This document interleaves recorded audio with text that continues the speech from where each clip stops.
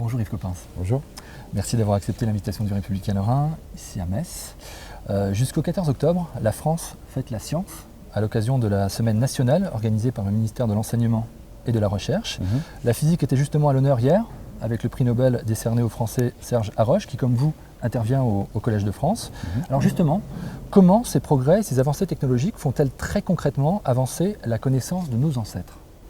La connaissance de nos ancêtres aussi, mais la connaissance en général, et c'est ça qui importe. Mais je veux dire que la préhistoire, qui a l'air comme ça d'une science du passé, qui l'est, noue des alliances, bien sûr, avec les sciences les plus avancées qui soient, et notamment la physique, mais aussi la chimie, aussi les mathématiques, aussi l'informatique, l'électronique, etc., pour que ces technologies permettent de faire comprendre un peu mieux ce qu'a été le passé. Notre travail à nous, c'est de reconstituer le passé. Et la reconstitution du passé, elle passe en effet par un certain nombre d'équipements, de technologies. Par exemple, le fait d'étudier la teneur en strontium des dents des ancêtres, vous voyez que c'est quand même très précis et très particulier. Ça permet de savoir quelle type d'eau ils consommaient pour boire il y a 50 000 ans, etc. Bien des mesures de, par exemple, beryllium, par exemple, aluminium, permettent de mesurer les âges. Alors ça c'est différent, mais on utilise aussi, enfin je peux vous donner tellement d'exemples, on utilise aussi les isotopes stables pour voir par exemple quelle est l'alimentation des gens. Certains carbones, certains azotes dans les os, parce que ce sont souvent les ossements et les dents qui nous restent, donnent des informations sur l'alimentation, ou en tout cas l'alimentation majoritaire. Donc on a besoin d'autres disciplines et on suit l'évolution technique la plus poussée de toutes les sciences de nos environnements pour s'en servir et faire avancer notre propre connaissance. Interrogé sur les retombées de son prix Nobel, Serge Haroche a notamment dit espérer peser en faveur d'une simplification du système actuel de la recherche. Auriez-vous pu entamer aujourd'hui, en 2012, une carrière comme la vôtre dans les conditions qu'il décrit comme difficiles ? Les conditions sont très différentes, mais les conditions... Moi, je suis entré au CNRS, j'ose à peine le dire, c'est la préhistoire pour vous, hein, en 1956, vous vous rendez compte ? Et j'avais 22 ans, alors c'est pas pour dire spécifiquement que j'avais 22 ans, mais c'est parce que, très sincèrement, à cette époque-là, l'entrée au CNRS était simple. Le Centre national de la recherche scientifique était constitué depuis peu de temps et recrutait. Donc nous avions beau jeu d'être candidat au CNRS qui ne demandait pas mieux que d'avoir des candidatures. Aujourd'hui, les conditions sont différentes parce que la société a évolué, parce que l'évolution de l'enseignement a évolué et parce que les candidatures dans ce même Centre national de la recherche scientifique sont des candidatures à des concours, en quelque sorte. Donc c'est beaucoup moins simple et devenant un concours, l'âge de recrutement est passé de, moi c'était 22 ans, mais de 22 ans sans doute à 32 ans, voire plus, ce qui est tout à fait anormal. Donc que l'évolution de la science, de la connaissance, de celle de notre collègue Serge Haroche fasse que dans l'avenir ce soit encore différent et peut-être plus simple, tant mieux. Moi, je n'ai pas eu le temps d'étudier le rapport de l'atome sur le recrutement au CNRS, mais après tout, s'il le dit, il a quelques raisons de le dire. François Hollande a annoncé hier à la Sorbonne un certain nombre de mesures autour de l'enseignement et des rythmes scolaires. Que pense le formidable passeur de savoir que vous êtes de la manière d'éduquer et d'instruire dans notre pays ? Je pense que la façon d'instruire est intéressante, est intelligente, que beaucoup de gens se penchent sur cet aspect-là et donc ça ne peut être que bénéfique. Ceci dit, je suis un petit peu triste du fait que souvent la préhistoire n'apparaît que peu et quelquefois disparaît beaucoup. Et c'est très dommage parce que ça donne, enfin j'en parlerai tout à l'heure, il me semble que la préhistoire donne une perspective d'une telle ampleur que ça ne peut que faciliter la compréhension du reste.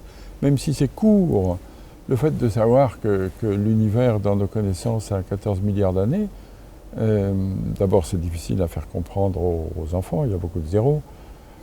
Ceci étant dit, ça donne tout d'un coup une perspective qui permet de mieux situer les choses, les événements, et du coup notre présent et du coup notre futur aussi dans cette perspective. Alors moi j'aime bien l'enseignement français, il bouge beaucoup, et à mon avis il bouge peut-être un petit peu trop, mais je ne suis pas nostalgique d'un certain enseignement et je ne suis pas hostile à l'enseignement actuel, je ne suis pas comme ça. Mais je ne veux pas dire non plus que j'aimerais que ma discipline soit mieux représentée, parce que ça fait un peu chapelle, mais peut-être que l'enseignement, son contenu de l'histoire par exemple, histoire, préhistoire, philosophie, hein, c'est toujours ça qui sont les achoppements, soit mieux pris en compte. Votre père, René Copin, c'était comme Serge Haroche physicien, il fut professeur à la faculté des sciences à Vendeuvre-les-Nancy, travaillant notamment, je crois, sur la radioactivité des roches. Vous êtes né à Vannes. Quelle est votre histoire avec la Lorraine? Mon histoire, c'est que mon père était professeur dans le secondaire d'abord. Il était professeur de physique-chimie et il a été mon professeur en seconde, première et terminale. Ce qui n'est pas simple, parce que quand ça marche c'est formidable, quand ça ne marche pas, il y a les doubles engueulades, d'abord au lycée, ensuite à la maison. Ceci dit, c'était un homme que je respectais beaucoup et un homme de grand savoir, et il a fait une thèse avec Irène Joliot-Curie, avec la fille de Pierre-Marie Curie, mariée à Pierre Joliot. C'est pas vrai, à Frédéric Joliot. Et Pierre Joliot est leur fils qui est avec moi au Collège de France. C'est amusant. Et donc mon père, après avoir passé sa thèse à la Sorbonne, avec Irène Joliot-Curie, a eu une maîtrise de conférence et puis un professorat à Nancy. Et donc la Lorraine que je ne connaissais guère, je n'ai pas de souvenir précis en tout cas, avant cette époque-là, je l'ai beaucoup fréquenté à ce moment-là, ne serait-ce que pour venir voir mes parents. Et comme je suis curieux, enfin forcément un chercheur ça ne peut être que curieux de nature, j'ai beaucoup circulé dans la Lorraine. Et à ce moment-là, mon père étant pris,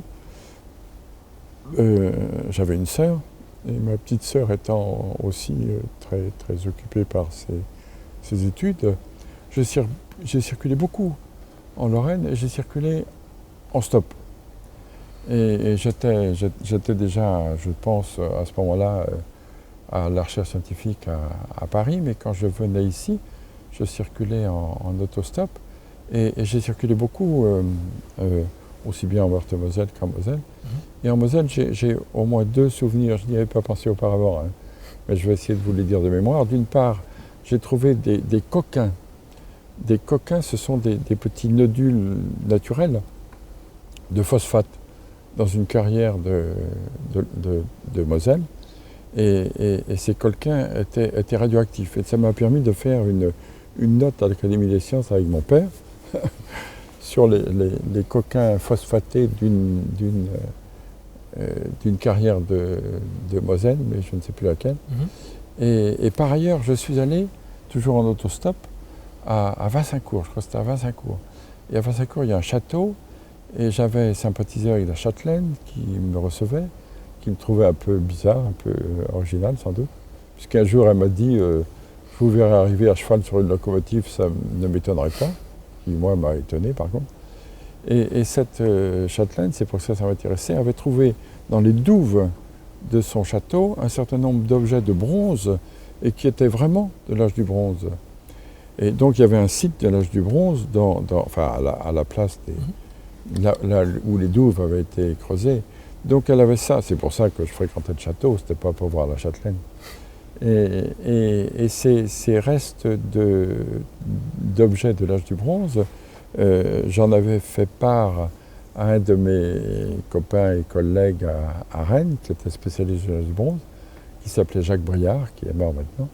Et nous avons fait une note ensemble sur les bronzes, les objets de bronze du site de Vassincourt, etc. Enfin, j'ai circulé beaucoup en autostop. Alors, je ne me rappelle plus très bien pourquoi je le faisais en stop, parce que je n'avais pas de moyen de transport, sans doute. Alors justement, on va rester en Moselle. Je l'ai rappelé tout à l'heure, l'occasion de notre entretien, c'est également aussi la fête de la science cette semaine. Alors j'ai donc souhaité que des lycéens, des collégiens vous interrogent, vous posent des questions directement. Alors il y a 235 millions d'années, c'est d'actualité, la Lorraine était une mer tropicale dans laquelle vivaient des nothosaures. Un fossile de belle taille de ce contemporain des dinosaures a été il y a quelques jours découvert à Saraltroff, sur le chantier de la LGV européenne, donc près de Sarrebourg, ce qui m'offre une belle transition pour cette première question que vous allez voir via cette tablette, une question d'Agathe. Bonjour Monsieur Coppens, je m'appelle Agathe Barré, élève de première S au lycée Louis de Cormontaigne à Metz. J'ai une question à vous poser. On sait par le passé qu'il y a eu différentes espèces d'êtres humains. Est-ce que vous pensez qu'il pourrait en apparaître de nouvelles par la suite? C'est amusant. En effet, il y a eu... Vous savez, la biodiversité, la diversité biologique, elle est aussi applicable à l'humanité, d'autant plus que lorsque l'homme qui est né en Afrique s'est répandu à partir du territoire africain, il s'est répandu à travers toute l'Eurasie d'abord. Or, toute l'Eurasie, c'est un territoire immense et les hommes n'étaient pas très nombreux. Donc forcément, les petites populations qui se sont déployées, qui se sont déplacées, se sont trouvées isolées les unes des autres. Et l'isolement à terme fait des dérives génétiques, et les dérives génétiques fabriquent des races, des sous-espèces, des espèces, voire des genres, voire des familles. Enfin, finalement, fabriquent des formes biologiques qui ne sont plus interfécondes. Donc cette histoire-là est tout à fait certaine. Alors aujourd'hui, l'effectif des humains est passé de quelques milliers à quelques centaines de milliers, puis à quelques millions et désormais à quelques milliards. Ceci dit, il faut se rappeler que le premier milliard d'humains sur la Terre n'a été atteint qu'en 1815, c'est récent, hein. Et donc qu'on est passé d'1 milliard à 7 milliards en 200 ans, même pas. Donc c'est impressionnant. Et aujourd'hui, donc, ces humains, soit par leurs propres moyens, en tout cas les moyens de communication, soit par d'autres moyens, se rencontrent, se bavardent entre eux. Enfin, on connaît bien toutes les histoires d'Internet et toutes les histoires de compagnies aériennes.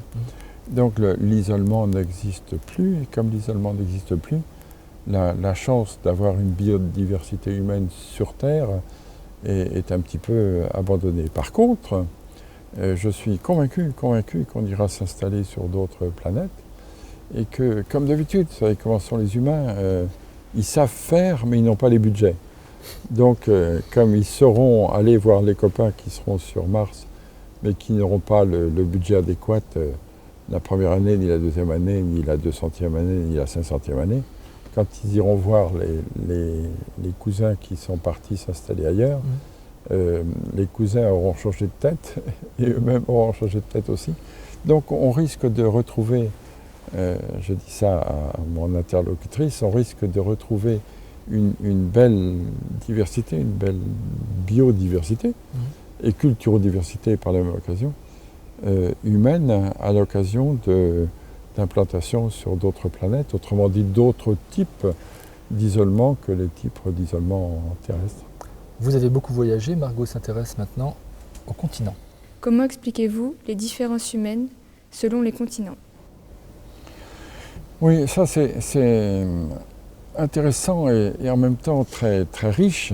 Les humains se sont déplacés, se sont déployés, se sont diversifiés et se sont retrouvés encore une fois en petit effectif à l'origine, donc petit effectif à l'arrivée, dans des environnements très différents et ils se sont avant tout adaptés biologiquement à leur environnement nouveau. biologiquement, et bien sûr, comme ce sont des humains, depuis que l'homme est homme, c'est-à-dire depuis presque 3 millions d'années, c'est aussi culturellement qui s'est adapté. Et cette adaptation fait la richesse extraordinaire de notre patrimoine aujourd'hui, patrimoine biologique bien sûr, on en parlera sans doute à d'autres occasions, patrimoine humain sûrement, et patrimoine humain biologique, mais patrimoine humain culturel aussi. Donc les humains à travers la Terre, quand on les rencontre, sont extrêmement intéressants à rencontrer. D'abord, ce sont des humains. Moi, j'ai été étonné, juste une parenthèse, de notre rencontre avec les gens du sud de l'Éthiopie. Je me disais, on n'a rien à se dire. Et puis, au bout d'un certain nombre de jours, de semaines, de mois de fréquentation, j'ai passé 11 ans quand même là-bas, 10 ans dans le sud de l'Éthiopie, je me suis aperçu que c'était des humains comme les autres, et je pourrais citer bien des exemples pour illustrer ça. Autrement dit, l'humanité est vraiment très homogène. L'humanité, c'est le genre humain c'est le même partout. C'est pour ça que moi j'ai grand respect pour l'humanité et son homogénéité. Mais la diversité des hommes est immense, et cette diversité est la richesse, encore une fois, de notre humanité, et elle est adaptée au milieu, au niveau écologique, aux environnements et aux différentes cultures. Regardez d'un village à l'autre, d'un département à l'autre, d'une région à une autre, il y a des coutumes qui diffèrent, et c'est la richesse de chacune des populations qui en a été créatrice. Lucas maintenant est celle qui porte, je crois, le nom de Lucie à cause d'un titre des Beatles. Je voudrais savoir comment avez-vous déterminé l'âge et le sexe de Lucie? Alors l'âge géologique, l'âge individuel et le sexe. L'âge géologique, c'est grâce à des niveaux volcaniques. Les niveaux volcaniques, évidemment, n'étaient pas l'os proprement dit de Lucie, ça va de soi, mais ils étaient au-dessus de Lucie, c'est-à-dire qu'il y avait un niveau volcanique juste au-dessus du niveau géologique où se trouvait Lucie. Et ce niveau volcanique, comme beaucoup de niveaux volcaniques, contenait du potassium radioactif. Ce potassium radioactif est né le jour de l'éruption volcanique. Et à partir du jour de l'éruption volcanique, le potassium s'est désintégré en argon et en calcium. Et comme on a dans des petits objets, enfin, on appelle ça comme ça, hein, des petits objets volcaniques, on a le gaz argon conservé, on broie ces cristaux sous vide, et on a le potassium d'origine et le calcium et l'argon de transformation. Et comme on connaît la vitesse de transformation, on a un âge qui est quand même assez précis. Et en l'occurrence pour Lucie, c'était 3 200 000 années, 3 200 000 années en âge géologique, plus ou moins 100 000 ans, quelque chose comme ça. Mais ça a fait des progrès depuis, parce qu'on a étudié la même chose, mais non plus avec le potassium argon, mais avec l'argon 40, argon 39. Donc c'est un tout petit peu plus serré, un tout petit peu mieux serré.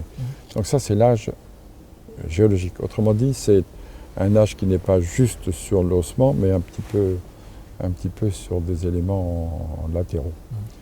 L'âge personnel, l'âge individuel, alors l'âge individuel se mesure sur la fusion des os.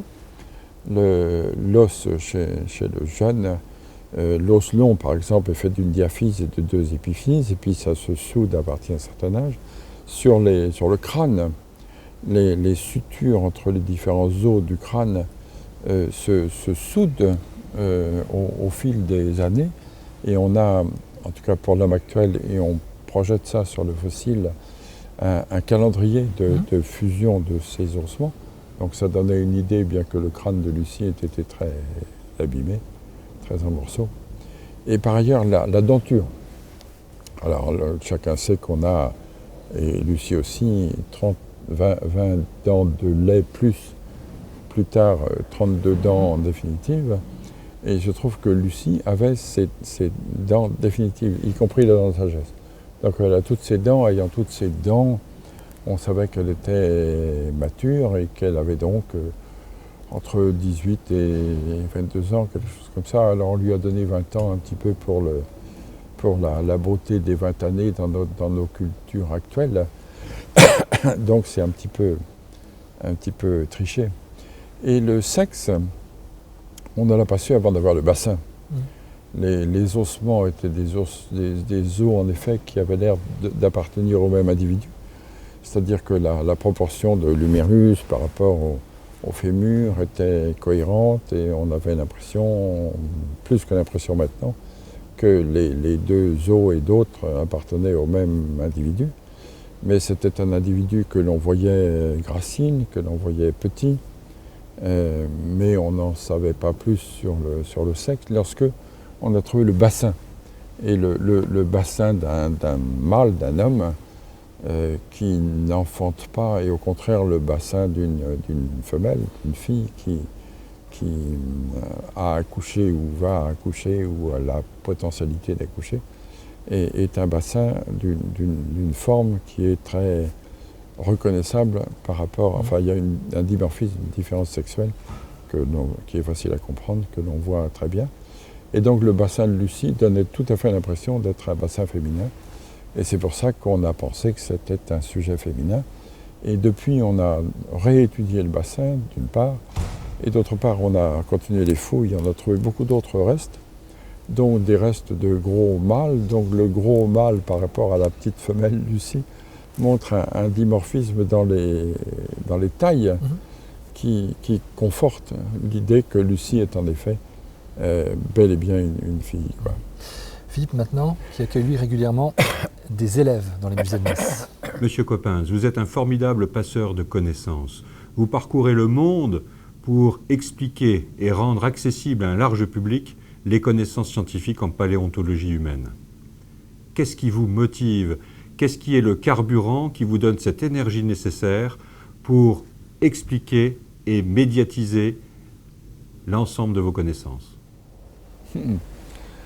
Je me le demande. Quand j'étais jeune, j'étais passionné par la préhistoire. Passionné par la préhistoire, les sciences du passé en général. Et non pas parce que c'était passé, parce que quelquefois on dit que c'était un refuge, ça ne l'était pas du tout pour moi, parce que j'ai l'impression d'être bien dans ma peau et dans mon époque. Mais je voulais, probablement à la suite de mon père, dans l'ombre de mon père, devenir scientifique, faire de la science, la recherche, la découverte, enfin de la science, quoi. Un boulot de chercheur, un boulot de savant, comme on disait à l'époque. Et je trouve ça joli. Quelquefois on refute ce mot, c'est joli. Un boulot de scientifique. Et il se trouve que j'étais suffisamment timide pour ne pas avoir du tout de prétention dans la diffusion des connaissances. La diffusion des connaissances, c'est la rencontre avec le public. Hein? Et c'est quand même autre chose. Et puis, d'une part, j'ai été poussé par certains de mes patrons pour enseigner. Et j'ai traîné les pieds, mais j'ai fini par céder. Et d'autre part, j'ai fait sur le terrain, alors que j'allais chercher des restes d'animaux fossiles, des découvertes d'hommes fossiles. C'est agaçant quand même. L'homme fossile était extrêmement rare. Je pars au Tchad, j'en trouve. Je pars en Éthiopie, j'en trouve. Donc, lorsque vous trouvez des éléphants fossiles, tout le monde s'en fiche. C'est ce que je cherchais. Non pas à ce qu'on s'en fiche, mais je cherchais des éléphants fossiles pour ma thèse, et j'en ai trouvé beaucoup. Mais lorsque, par bonheur, au milieu de ces éléphants, vous trouvez des restes d'humains fossiles, là, la presse vous court après, parce que forcément, c'est notre histoire à nous, et ça a beaucoup plus d'importance. Donc j'ai fini par répondre à la pression des médias, et cette pression m'a plu, en ce sens que j'ai eu des contacts avec le public, et j'aime bien les gens. Ça, c'est sans doute mon éducation, hein. Mais, ou ma nature, mais les deux, je pense les deux. Et j'aime bien les gens. Donc le contact avec les gens a été très, très agréable. Et comme pardonnez-moi de dire ça, mais je vais essayer de compenser. J'ai vraiment un esprit de synthèse, c'est comme ça.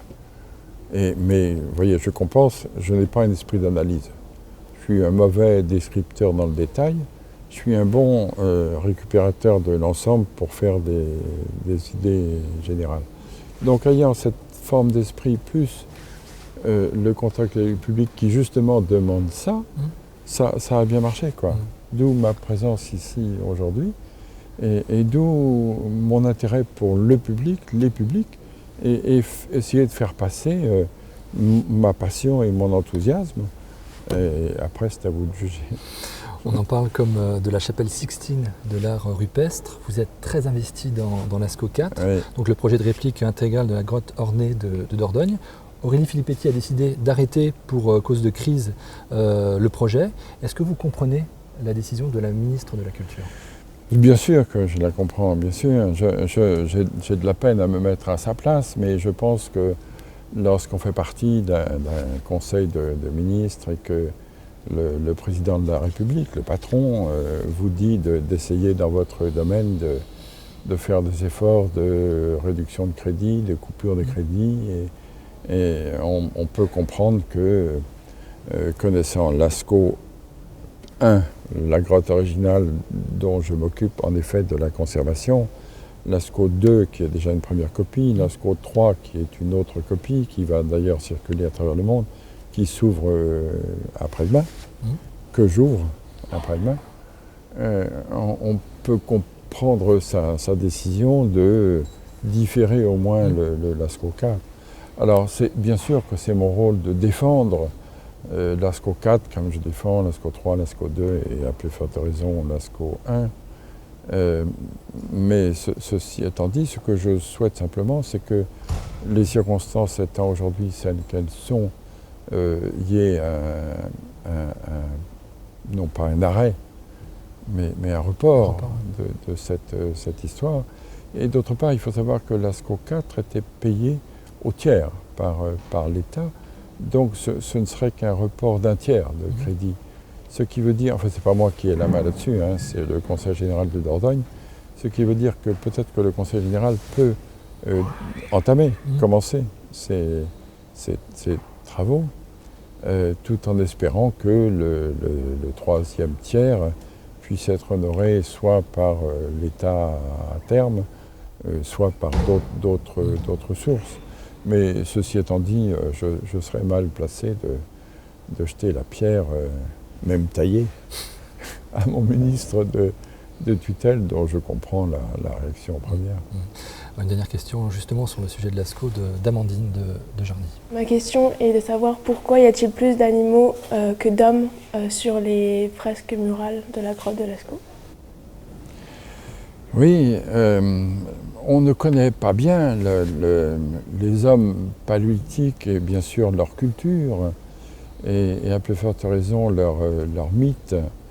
Et il est probable qu'au même titre que l'islam aujourd'hui, l'homme est un petit peu interdit de représentation, de représentativité.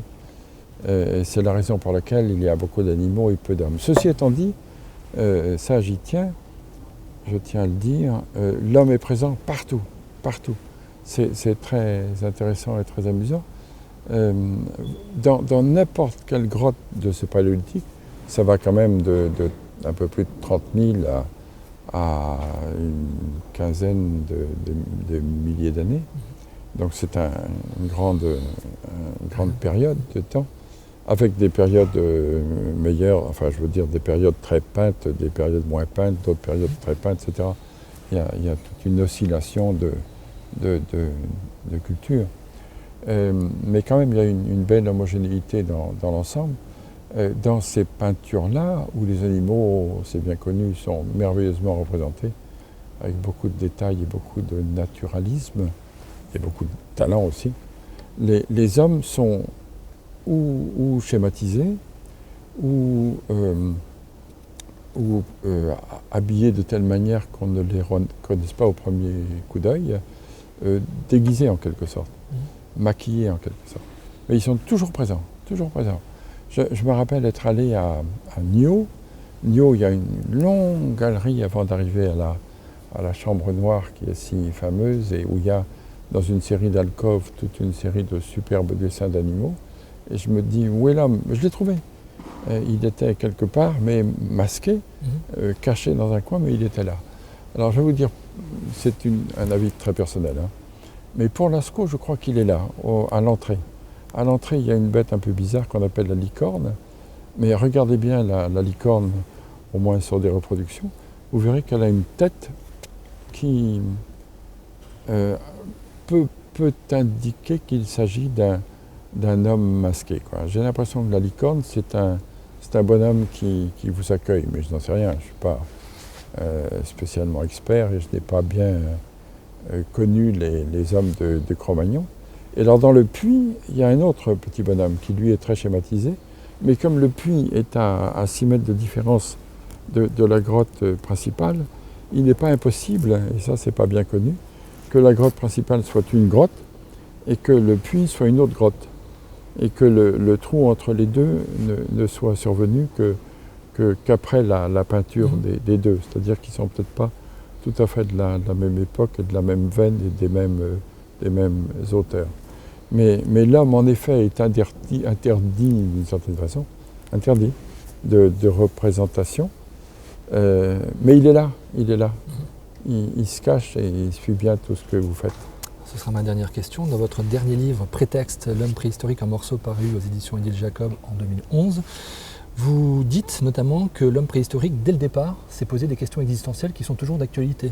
Où allons-nous? Qui sommes-nous? Qu'il a pris conscience de la mort dès le départ. Je voudrais savoir, fort de votre expérience, fort de vos rencontres, qu'est-ce que vous avez appris justement sur ces mystères de la vie? Je pense que l'homme, en effet, dès qu'il est homme, quoi.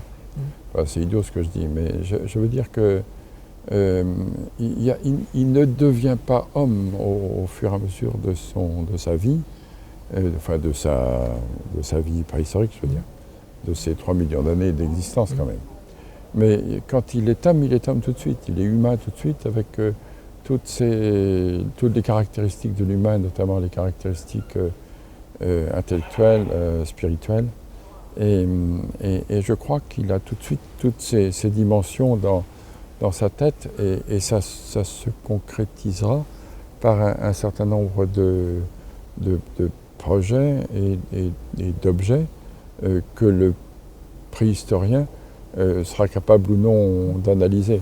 Donc dans ce que je vous dis, il y a une partie préhistorienne palpable sur des objets, et puis il y a une partie qui est un peu une partie spéculative que j'imagine, parce que je ne peux pas l'imaginer autrement. Donc scientifiquement, je ne suis pas sûr des racines profondes de ce que je vous raconte, mais j'ai vraiment l'impression que c'est comme ça.